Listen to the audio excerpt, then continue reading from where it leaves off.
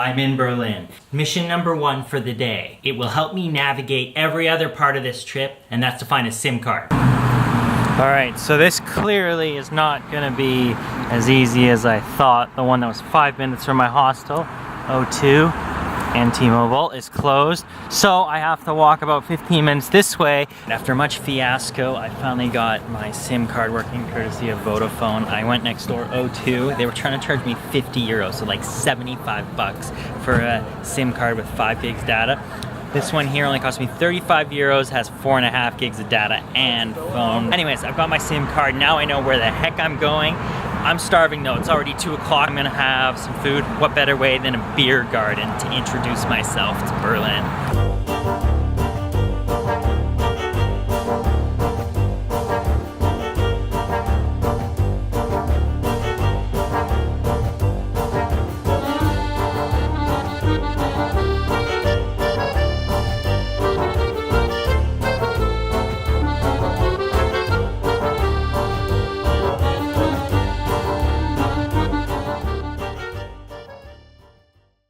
There we go, there's my first beer garden in 5 years, I think. Oh. Look at that. Here we are at the East Side Gallery, Berlin Wall. From what I've been told, this is the west side of the wall, and over there is the east side.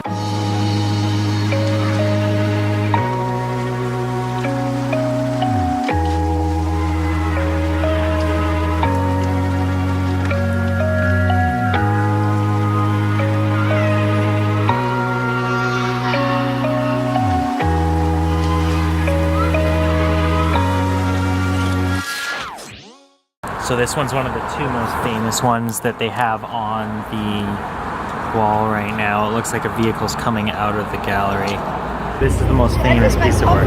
I've got to get away from this massive crowd before I can explain what it's all about. So that part that I just walked is called the East Side Gallery, and it's 1,300 meters. The longest stretch of the wall still in existence. And as you can see, it looks a bit newer. And so what I've learned is that it was originally painted in 1991, and then they did a restoration to it recently in 2009, hence you see all this new art on there now.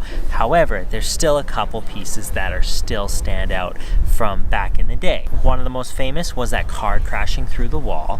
The other one was the kiss between Brezhnev and Hockner. You might think this is an artistic interpretation, but it was not. This was an actual kiss that occurred back in the day, and it's known as the socialist kiss. And so what the socialist kiss is a embrace between 2 socialist members, and you often had a hug out, sort of 3 different hugs on alternating sides of the body. But if you take it to the next level and you are very familiar with the person, you would kiss them on the lips 3 times.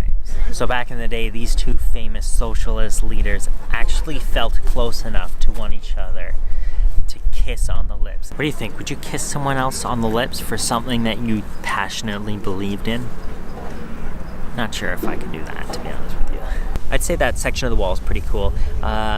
It does seem a bit modern, which sort of dampens the historical aspect of it. But I guess it was so worn down from the 1999 initial paint that they just had to redo it. I have a little bit of sunlight left. As you can see, the sun is coming down here, the river, so I need to finish up the bridge behind me, and then we gotta go up that side of the river.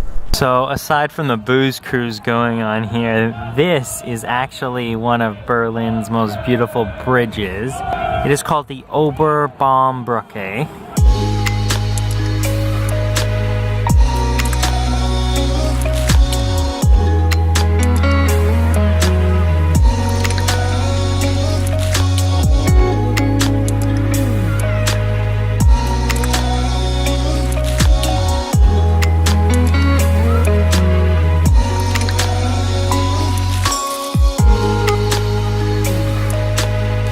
Strip of Berlin is a bit out of the way, but it's kind of cool. You get a really good view of sunset here.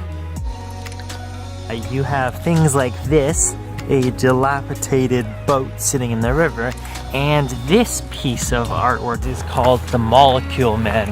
It is done by an American artist, and he's got installations scattered about the world. There's some in America, there's a couple here in Germany, this being one of them. And as you can see, they're made out of aluminum, holes in them. Pretty cool.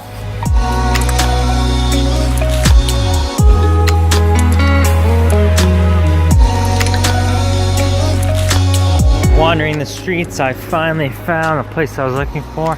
Max and Moritz, or Max O Moritz it's called.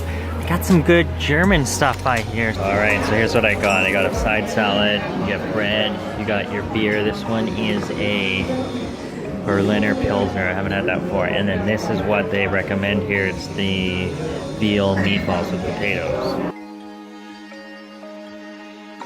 That was pretty good. I'm actually super full. I didn't think it was gonna be that filling because it was a tiny dish. It was only like 3 meatballs and 3 potato things.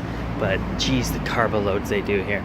I could either take a 12-minute metro ride back to my hostel, take a 55-minute walk to my hostel, or walk 20 minutes, go see the Museum Island, then another 20 minutes to get to my hostel. So I think I'm gonna do that because I need to walk this off. Pretty full. Well, I was just walking down the riverfront and I found one of the museums I wanted to check out, the DDR Museum. So thankfully it was open till 10 o'clock tonight, so I'm able to get that done.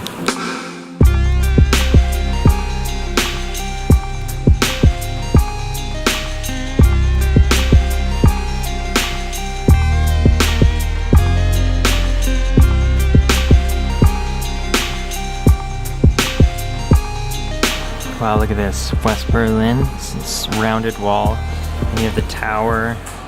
Then you have sand, patrolled road, barbed wire, and then the other wall, and then East Germany. So it looks like it was a little more intense on this side of things.